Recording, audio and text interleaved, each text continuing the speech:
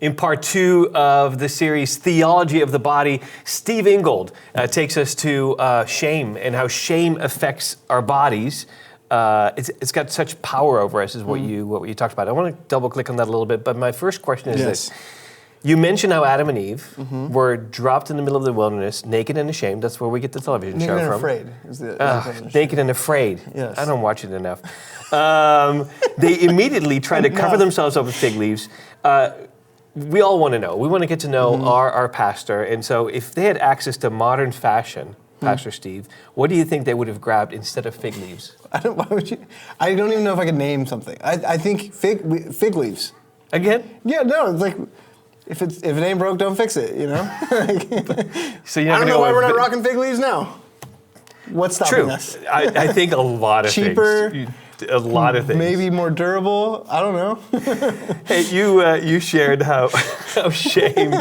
We're going to try to write sentences. Okay. Bring it. You shared how shame first showed up in Genesis, and then how it still operates today. Is there a specific story from Jesus' life that you think really illustrates how he handled shame and then restored dignity? You talked about Peter. Do you have any other examples of that? I mean, there's so many people Jesus interacts with that, you know, we talk about the honor-shame culture that Jesus found himself in, and the amount of people that he was interacting with that were on the shame end. But I think one of the most profound, beautiful stories from Scripture comes from John's Gospel, where Jesus protects the woman caught in adultery. And very shameful. I mean, they're ready to murder her over it. And Jesus tells them, you know, whichever ones of you is without sin, you can throw the first stone, and they all start leaving one by one. And I think one of the things that Jesus says afterward, does anyone condemn you? Neither do I. Go now and leave your life of sin. And I think even the way that Jesus says it, it's like, I just don't want you to leave your life of sin because I don't want you to hurt yourself anymore. Yeah. Just please stop hurting yourself. And he brought life in that situation instead of allowing shame to continue the cycle of destruction and damage, which is exactly what the religious leaders that were going to stone that woman were trying to do. They were trying to end her life. Yeah. And that's that's kind of what we do a lot of times because it isolates and it harms us. Shame harms us. Shame isolates. Shame distorts our sense of identity of who we are. Yeah. How would you say what's a good way to practically recognize that there's shame at work in our lives? It has a power over us, and maybe what's a good step to start to break that? Yeah, I mean, I think the best way is anytime we recognize ourselves turning away from someone or someone else. If we turn away from community, or if we turn inward toward ourselves, or even turn away from ourselves, if you can wrap your mind around that. When you start recognizing that, that's when shame has got a stranglehold on your life. I see. And I think that's why people turn away from faith in Jesus, because they don't feel worthy. That's why they turn away from healthy church community. Like, there's a lot of reasons to turn away from church community if it's unhealthy, but people turn away from healthy church community because they feel like they don't belong or they're not welcome. And it's just shame rehearsing that or continuing to say that over and over to people that are in the thick of it, because it's so often we feel like if we did this one thing and if everyone found out about it, then it's over. I'm done.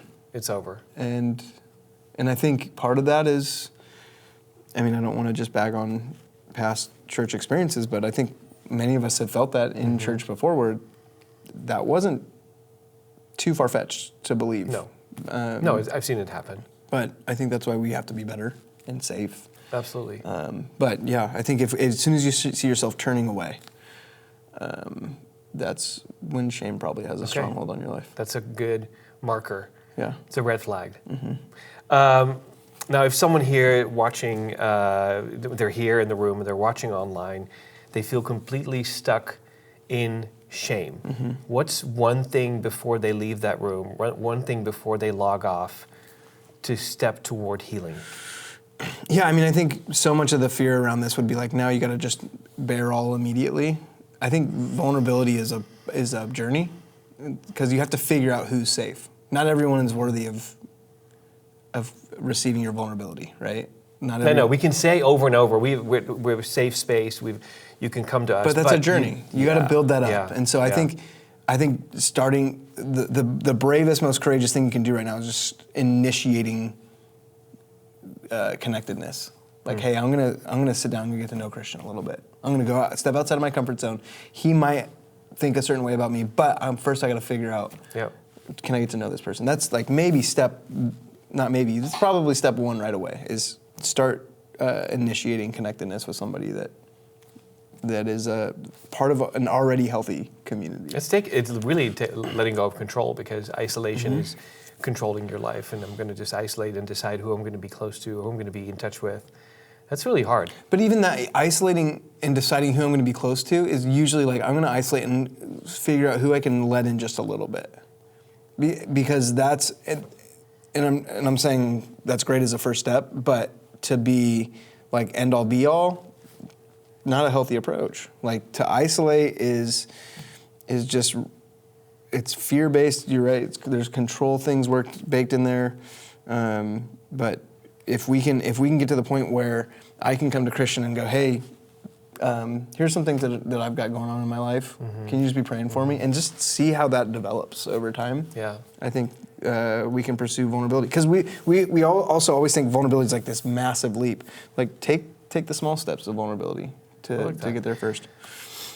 What a rich man who has people around him that he or she can ask that of, or can say, hey, can you pray for me? It's a game changer. Yeah.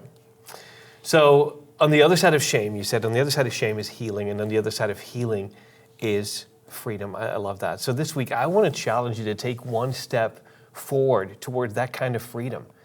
Tell somebody maybe the truth about what you're carrying. Maybe it's a close friend, a trusted mentor, even a small group, if you dare. Maybe you want to say, I'm going to refuse to hide. When shame whispers you're not enough, I'm going to start pushing back and choosing connection over isolation. Or maybe you can ask yourself, what does love require of me right now? And then go do it. If we live that out, imagine what would happen, church. We would be a people who walk in confidence, knowing that we're not defined by our worst moments. We will become a church where shame simply cannot survive, because every person is met with empathy, with love, with grace. So here's a question that you can use in conversation, where that will processing of this type of message, Steve, thank you so much, where it starts.